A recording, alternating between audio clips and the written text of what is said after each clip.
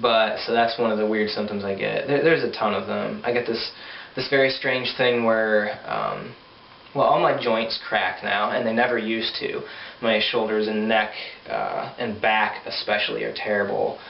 And sometimes I randomly get these pains, which one of my doctors has thought might be like a fibromyalgia. And it'll hurt. It'll start hurting wherever I'm cracking. Like if I stretch my neck like that, it'll start out hurting in there, and then it'll just kind of spread all over the place, in the muscles and in the joints. And it's a nasty feeling. It's not like a pain like you got punched or you stabbed yourself or something. It's kind of like a cross between getting a needle, a real thin needle stuck in you, and kind of like a chill. That's the best way I can describe it. It's like feeling a chill at the same time as a pinprick, all in one little location, but it happens all over the place. It's a very odd, very weird feeling. Some doctors think that that's fibromyalgia. I'm not really sure, but that's all started since I've had all these symptoms. So that's basically it on my history, and now it's winter time, 2009 and 2010, which is where we're at now. This is February 2010. And I'm still slowly feeling little improvements in the symptoms, but they have not gone away like at all in their entirety. They're all still there. They're just kind of at various levels. So I'm sure I'll explain a lot more on some symptoms later, but I don't want these videos to be overly, well, I know they're overly boring, but I don't want them to be overly pessimistic or anything like that. I am very hopeful that I will eventually get better. And I think anybody who's dealing with a chronic disease, especially something that is undiagnosed, you have to stay hopeful or you'll just fall to pieces. It's such a difficult thing to deal with. If you have a name for something and you know what's wrong, it's one thing, and I'm not nothing against anyone who has a chronic illness and you know what it is. My heart goes out to you, really, but it is a difficult thing. It adds another element to it, I should say, when you don't know what it is. You can't put your finger on it. You don't know how to approach getting better or anything like that. It is tricky. So where I'm at now with treatment and things like that, I have two main doctors. The one is a psychologist, and the other is a neurologist slash cardiologist. He kind of does both in a way. And he's extremely brilliant. He's one of the few doctors that has really examined all of my information from all the other doctors and all my tests and come to what he thinks is the correct diagnosis. Now the psychologist, who's a great guy as well, he believes that I have an anxiety disorder of some sort with some psychosomatic symptoms going on, which means basically that the symptoms are real physical symptoms that I am actually feeling. It's not in my mind. They're real symptoms, but they're being caused by a psychological association.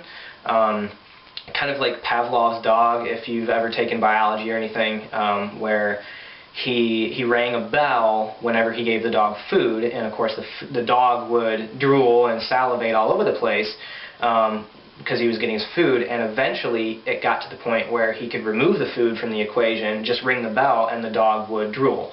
So it's kind of similar to that, where the drooling is a real symptom. It's actually happening. Not that I'm drooling, the dog's drooling. But it's similar type of thing to that. So that's what he believes is going on. The neurologist slash cardiologist guy believes that I have what's called an autonomic nervous system dysfunction, also known as dysautonomia. And there's many different flavors of that, one of which is POTS, which is postural orthostatic tachycardia syndrome, I believe. And one of my former doctors diagnosed me with that before, so I know that, well, at least I think that I probably have that.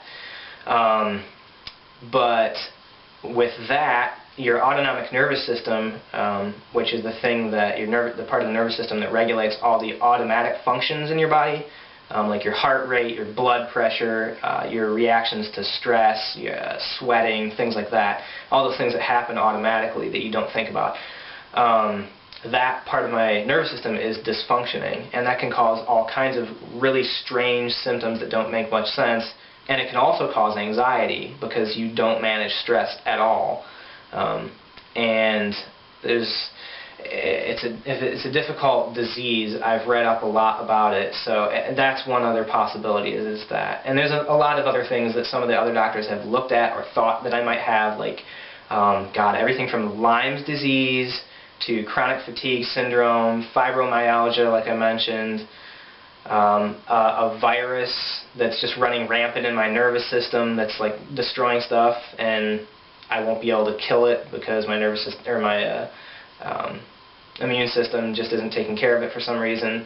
So that's kind of scary. Also, like somebody mentioned a genetic mutation that just spontaneously happened and they'll never find and never be able to fix, crap like that. So it's a creepy thing to have this.